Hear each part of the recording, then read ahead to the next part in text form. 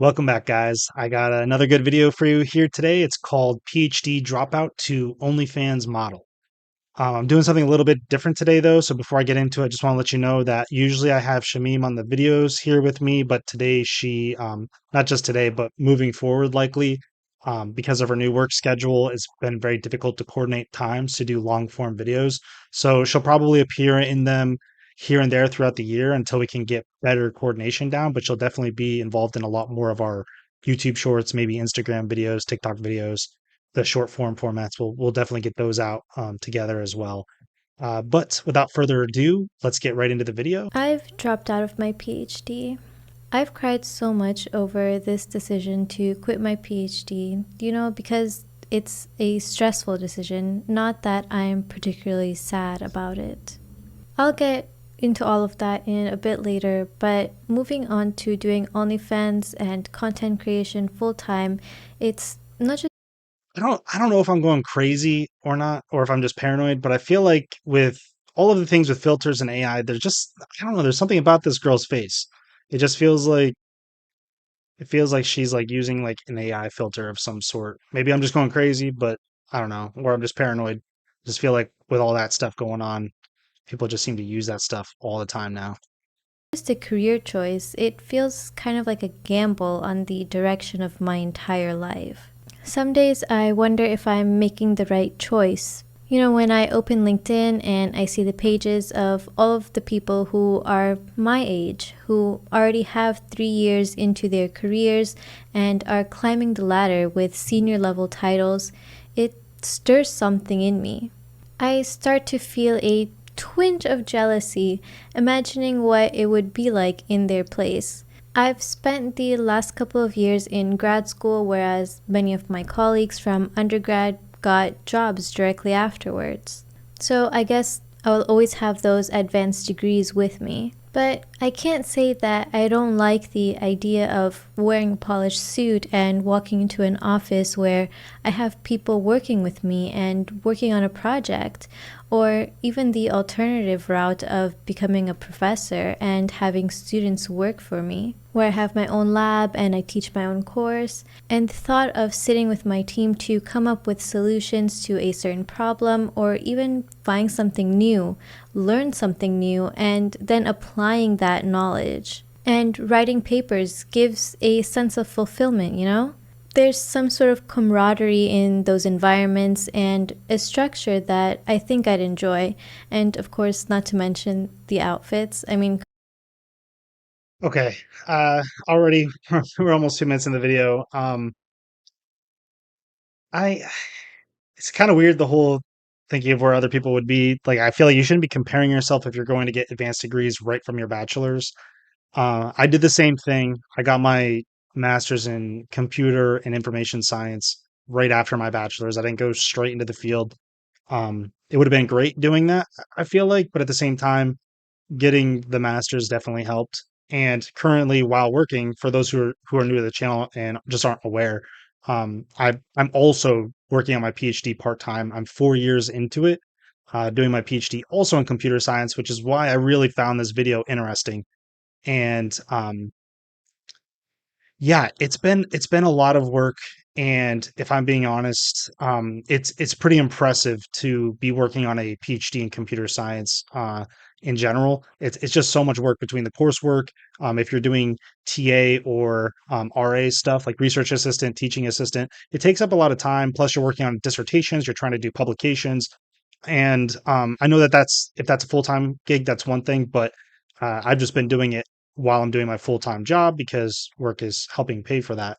So, I just feel like, at least from that perspective, I feel like you can't just walk into a PhD program, especially in computer science. Like, you have to get a certain amount of recommendations. You have to really have good grades depending on I mean, really depending on the schools too, so that could have an impact as well. But, yeah, it's definitely no joke, but I'm kind of curious. Like, she's telling us, I wish I could do this, I wish I could do that, but it's like, okay, well, if you're not going to do that, then why do you like? It's almost like you wish you can't have, or you wish you could have, which you can't have. And I mean, the fact that she must have switched for a reason, right? So, I don't know. Let's see what her excuses are if she lets us know. Come on, I have so many professional outfits that have never seen the light of day just because I have nowhere to wear them to, and of course, I keep buying them.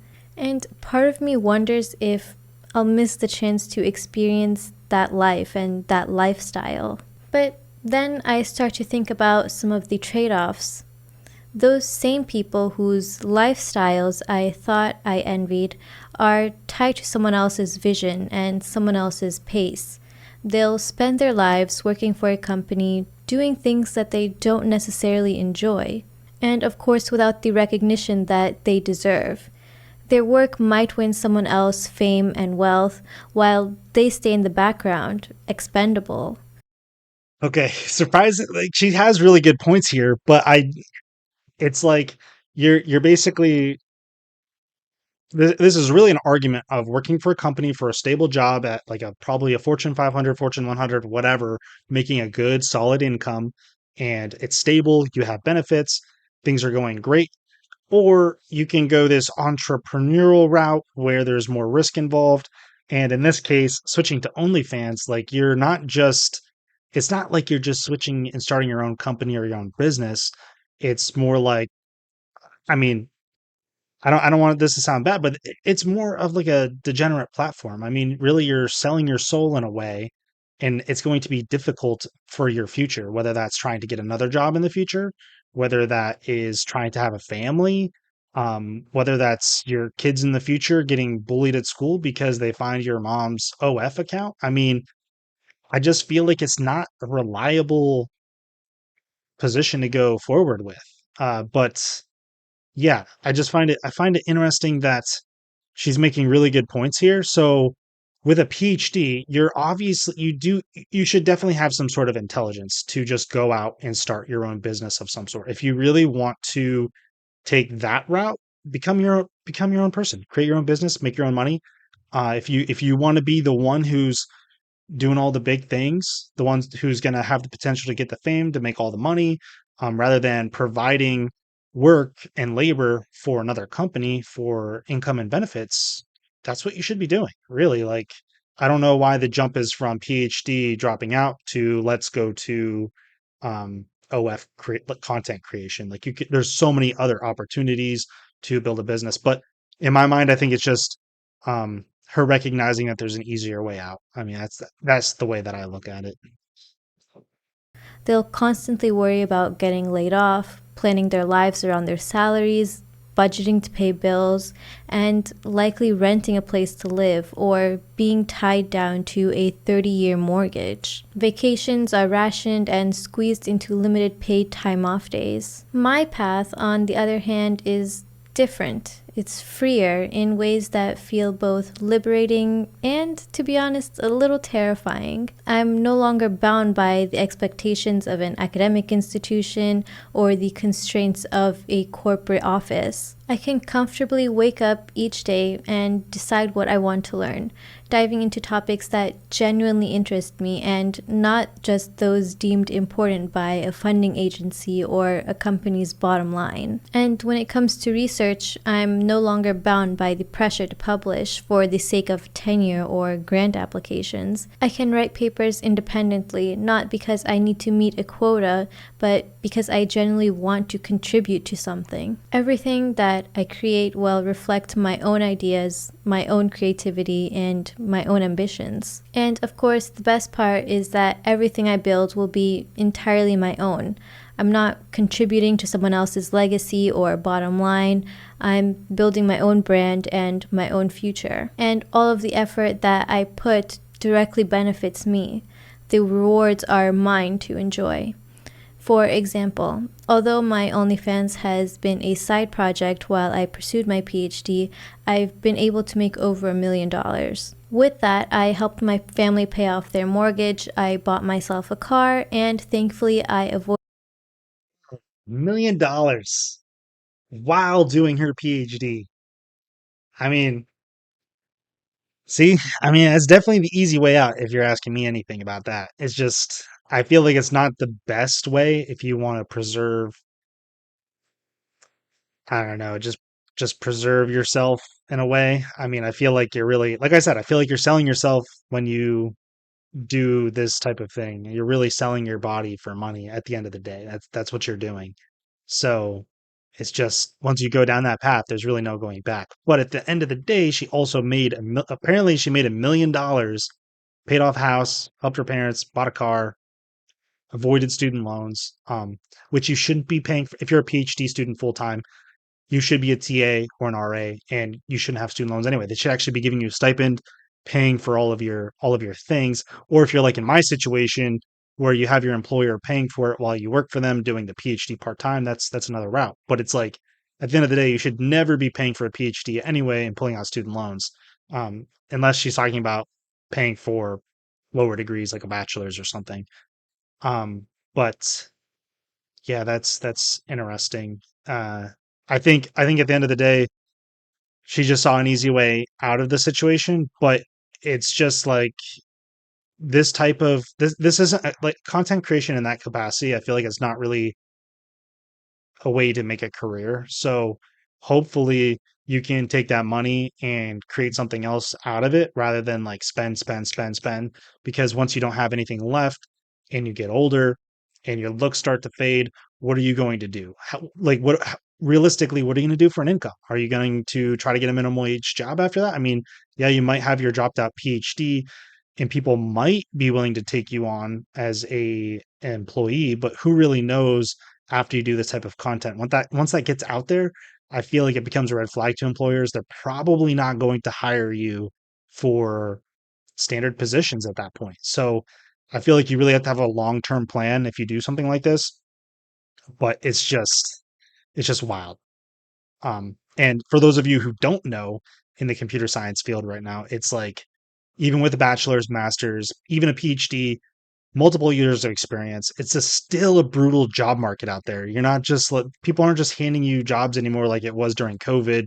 I think like 2020, 2021, they were handing out jobs like candy. I feel like getting a job at this point in this field is very difficult. So it almost would probably be better to do some sort of entrepreneurial type of work at this point in 2025. But I don't know. You just have to keep pushing forward. Yeah, let's see what else. Let's see if she can convince us. Besides making $1 million before she finishes her PhD.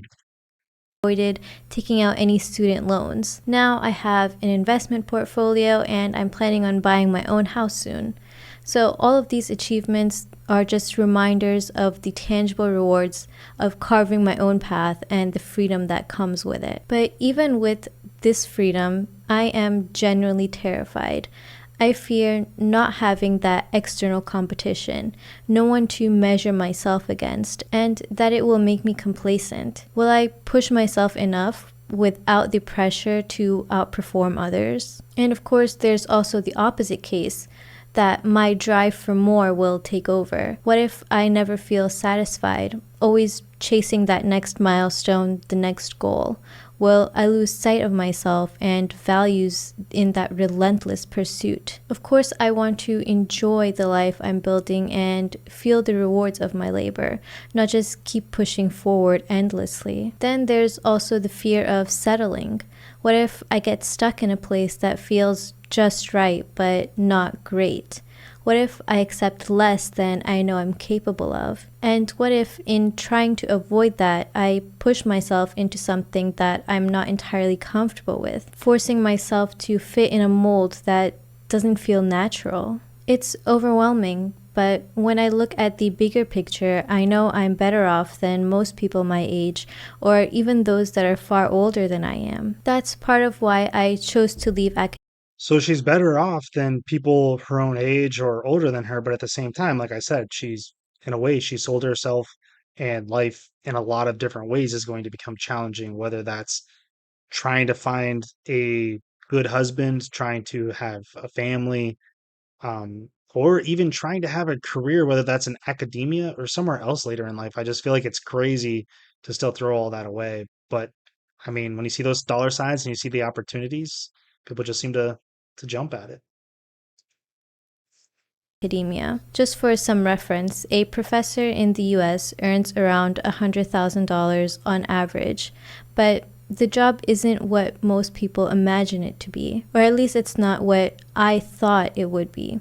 Instead of spending their time diving into research or contributing to new ideas in the field, most of their energy is spent writing grant proposals and fighting for funding, which, based on my first-hand experience working with several professors, these funds often go to those at more prestigious universities, regardless of whether they're more qualified. Additionally, their students often do majority of the hands-on work, and the professor acts more as an administrator. It's a life filled with constraints and obligations, not the idealized pursuit of knowledge I once dreamed of. So what about working in the industry? Well, the reality is that it's no better. Big tech, for all its allure of innovation and opportunity, is a world where the individual contributions are mostly invisible. The work you pour your heart into is rarely attributed to you. Instead, it pads the pockets of the executives who sit at the top, taking the credit and the glory for your work. Employees are treated as interchangeable, expendable. Every job comes with that silent anxiety of layoffs, the knowledge that your position is only as secure as the next quarterly earnings report. It's a precarious, thankless existence, one that I think would stifle my creativity and autonomy. I know that I'm choosing something harder, but in the end, more fulfilling. This journey isn't easy, but it's entirely mine. I wasn't born into a wealthy family or handed opportunities on a silver platter. Every step forward I take, every milestone I reach, will be the result of my own vision. That thought on its own is intimidating, but it's also incredibly empowering. It's a reminder that I have the freedom to carve out a life of my own on my own terms. A freedom that so many people will never experience because they're just too afraid to break the norms that are set by society. The norms that are set by society, I feel like they're already broken in a way right now because of how popular OnlyFans has become anyway. So I don't really see what she's saying there, but it's like at the same time, I honestly feel like, yes, a lot of the things she said are true in terms of, working for academia or working for um, corporations. At the end of the day, it's all capitalism, and everything that matters is money and funding.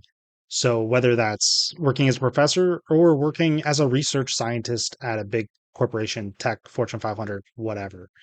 So those are all good points, but at the same time, I feel like she's so close. She was working toward a PhD. She still could have leveraged that in some other way um to do something else, to start her own business, become her own, create her own company if she really wanted to. There's a lot more opportunities that could have been met based on what she said that didn't involve selling yourself online. So I feel like there's definitely other avenues that could have been made. And I feel like all of it is just an excuse to say, hey, this is the easy way out. I can make a lot of money doing this, even if it's temporary. I want to be able to have an easy life. I don't want to have to work, even if the work feels meaningless. And I feel like even as a woman right now in tech, it's like most of the people who are doing tech work are men. So that alone gives her a leg up. And she's got all these advanced degrees. She puts the checkbox that she's a woman on her gender. It's basically automatic interviews at that point for any sort of role that involves that type of background. Whereas if you're a man, the competition is way more stiff. And I'm just saying that if the DEI stuff is still going on, I know that there's been stuff in the government that's been kind of being pushed against DEI initiatives because it does put other people down, even if they have the merit for the jobs. But at the same time, there's really no excuse. You could definitely get a job um, in the field in that type of position that she's in with in multiple advanced degrees, being a female, all the whole works. Easily could have got interviews, easily could have got a job, easily could have made over six figures a year. And I know that she was saying that she professors make 100,000, but if she would have went to big tech, you could easily reach 200, 300,000 doing some sort of work, you leveraging a computer science PhD. So there's really no excuse in my opinion. But at the same time, it's just like I said, I think she just want to take the easy way out, make a few quick million here and there and have an easy life. So um I don't know. I don't feel sold on her arguments here. And I can kind of see why it went viral a few months ago based off of what she's saying, and just the title alone is just crazy to see that a title like that, PhD dropout to OnlyFans model, tons of views. It's just crazy to me. But yeah, just let me know what you guys think in the comments. If you agree, I'm not sold on it. Let me know if you guys are. All right. Until next time. See you guys on the other side.